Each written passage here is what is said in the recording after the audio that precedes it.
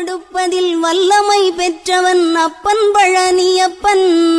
தினம் அச்சம் தவிர்ப்பவன் ஆறுதல் சொல்பவன் அப்பன் பழனியப்பன். கள்ளங்கவடம் இல்லாதவர் தம்மிடம் காவலில் நின்றிருப்பான்.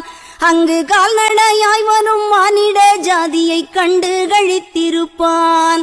துள்ளி வரும்படி வெளுக்கு மேலொரு ஜோதி பிளம்பும் உண்டோ, அந்த சுப்பையன் போல் ஒரு அற்புத தெய்வத்தை சொல்ல மொழியும் உண்டோ.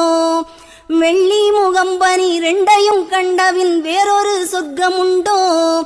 ஆண்டி வேஷத்திலாயினும் வீரத்திலாயினும் வேலனை வெல்வதுண்டோ.